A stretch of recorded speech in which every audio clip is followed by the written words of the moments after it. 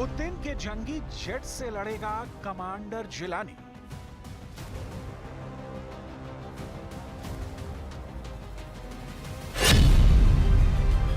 सात MiG-23 से Syria को जलाएगा एर्दोआन का खलीफा।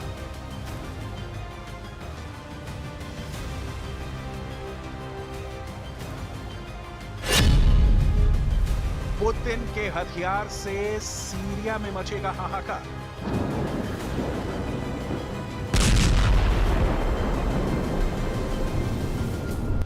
सीरिया युद्ध में ऐसा तहलका मचा है जिससे मॉस्को तक खलबली मच गई है। तेल अवीव में टेंशन बढ़ गई है। तेहरान और दमिश्क में हड़कंप है। वहीं अंकारा में कमांडर जिलानी की वाह वाह हो रही है। जिस HTS पर पुतिन ने जंगी जेट से बम बरसाए थे, उसके लड़ाकों ने रूस के जंगी जेटों को सीरिया से छीन लिया है। रूसी फाइटर जेट की तैनाती वाले एयरबेस पर कमांडर जिलानी के लड़ाके टैंक दौड़ाकर तांडव मचा रहे हैं। अलेप्पो से हमा तक एर्दोआन की टेरर ब्रिगेड का बारूदी कोहराम शुरू हो चुका है।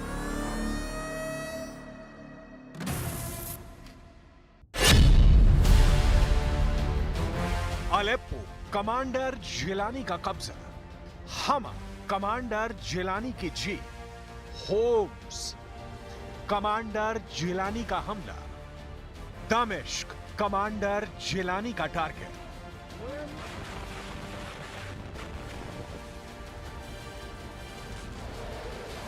एर्दोआन का कमांडर जिलानी कहर बरपा रहा है।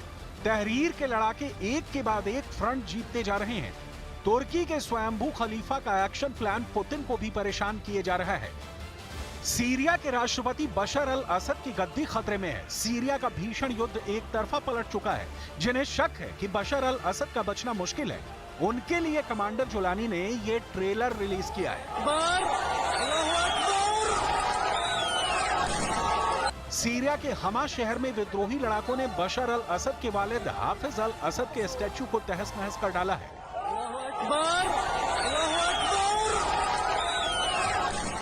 कभी सीरिया में जिन हाफिज के नाम का सिक्का चलता था, उनकी मूर्ति को मिट्टी में मिलाकर कमांडर जिलानी ने अपने इरादे साफ कर दिए हैं।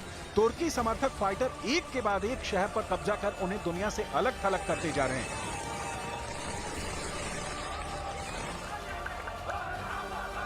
हमा के लड़ाकों का यह जश्न जितना बशर को डरा रहा है, उतना ही पुतिन को टेंशन दे रहा है। उससे कहीं ज्यादा मुश्किलें नेतन्याहू के बढ़ने जा रही हैं। कमांडर जिलानी के फाइटर हमा की सड़कों पर हूटर बजाकर बशर की सेना को ललकार रहे हैं। ईरान के मिलिशिया लड़ाकों को युद्ध के मैदान में आने का ओपन चैलेंज दे रहे हैं। हिजबुल्लाह फाइटर्स को भी ये चुनौती है।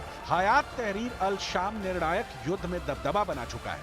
आलम यह कि रूस के फाइटर जेट को भी कमांडर जिलानी की फाइटर्स ने हासिल कर लिया है। पुतिन के MiG-23 से फाइटर ग्रुप भयानक हमले के लिए तैयार है। विद्रोही लड़ाकों ने दावा किया है कि सीरियाई वायुसेना के कई MiG-23 लड़ाकू विमानों के साथ साथ सीरियाई सेना के दूसरे हवाई और जमीनी हमले के हथियारों पर कब्जा कर लिया गया है। HTS के विद्रोहियों ने अलेप्पो में नियराब एयरबेस पर तैनात कई MiG-23 पर कब्जा कर लिया है। नियराब एयरबेस MiG-23 फ्लॉगर लड़ाकू विमान और L-39 albatross light attack aircraft का बेस है। एयरक्राफ्ट पर कब्जा करने वाले विद्रोहियों ने कई तस्वीरें और video social media site X पर पोस्ट किए हैं। ऐसे ही एक वीडियो में एक विद्रोही लड़ाकू के एक MiG-23 पर चढ़ते हुए देखा जा सकता है। कुछ युद्ध ट्रैकिंग और ओपन सोर्स इंटेलिजेंस के मुताबिक विद्रोहियों के पास कम से कम 4 जंगी जेट हैं। इनके अलावा L-39 और Mi-8 हेलीकॉप्टर्स को भी फाइटर ग्रुप ने कब्जे में ले लिया है। वहीं यूरेशियन टाइम्स ने दावों के हवाले से रिपोर्ट दी है कि विद्रोहियों ने कई हवाई ठिकानों पर करीब 7 MiG-23 कब्जे में लिया है। जिन जंगी जेट के दम पर बशर आर्मी कमांडर जिलानी को हराने चली थी, उसे ही लड़ाकों ने छीन लिया है। वहीं सीरियाई सेना अब भी विद्रोहियों को करारा जवाब देने का दम भर रही है।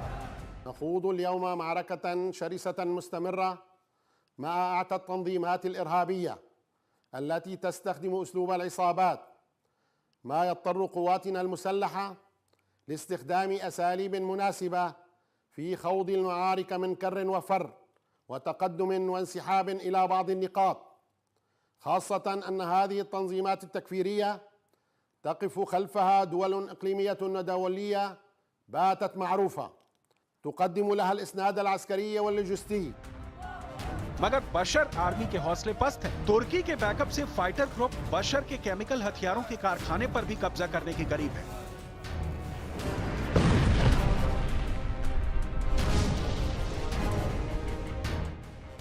अलेप्पो के दक्षिण पूर्व में अल सफीरा शहर में इंडस्ट्रियल कॉम्प्लेक्स है, जहां सीरिया की सेना का मिसाइल गोदाम है। शक जताया जाता है कि बशर आर्मी ने इसी कॉम्प्लेक्स में रासायनिक हथियारों को भी रखा हुआ है।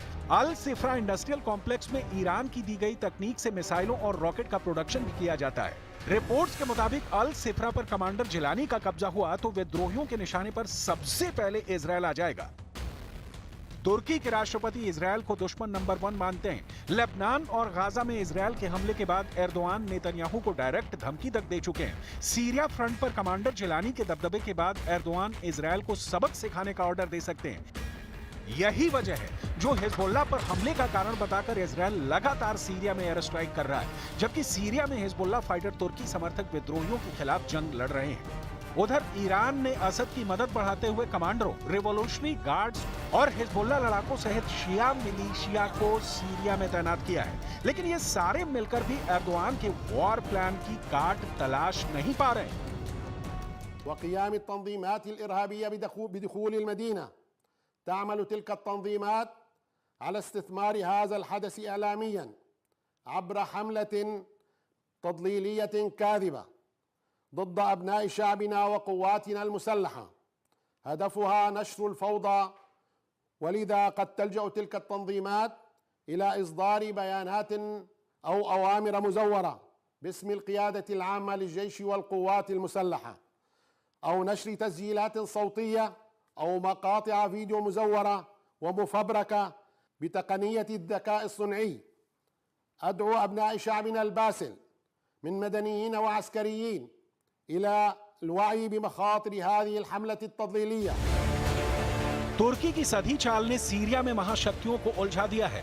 एर्दोआन एक तरफ सीरिया में फाइटर ग्रुप को उकसाकर युद्ध भड़का रहे हैं, दूसरी तरफ ईरान और रूस से दोस्ती बढ़ा रहे हैं। तुर्की ने रूस और ईरान के साथ सीरिया संकट का हल तलाशने की पहल भी शुरू कर दी है। तुर्की के एक राजनयिक सूत्र ने बताया कि तुर्की, ईरान और रूस के विदेश मंत्री सीरिया में विद्रोहियों के बढ़ते दबदबे पर 7 दिसंबर को दोहा में बैठक कर सकते हैं। साफ है, तुर्की खुलकर युद्ध में किस तरफ है ये जाहिर नहीं होने दे रहा है, जबकि पश्चिमी मीडिया रिपोर्ट्स के मुताबिक अचानक सीरिया में विद्रोहियों का हमला बिना तुर्की की मदद के संभव नहीं है। एर्दोआन ने अपने हितों के लिए 2 विद्रोही गुटों हयात तहरीर अल शाम और सीरियाई राष्ट्रीय सेना का समर्थन कर रहा है। इसके जरिए तुर्की सीरिया के कुर्द इलाके को तबाह करने में लगा है, जिसे कुर्दिस्तान वर्कर्स पार्टी कंट्रोल करती है। ये ग्रुप तुर्की में आजादी की मांग करता है और कई हमलों के लिए जिम्मेदार है। सीरिया के विद्रोही गुट राजधानी दमिश्क की ओर बढ़ रहे हैं, जिससे असद सरकार पर दबाव बढ़ रहा है। वहीं हिजबुल्लाह चीफ नईम कासिम ने सीरिया युद्ध को भड़काने का आरोप अमेरिका और इजरायल पर लगा दिया है।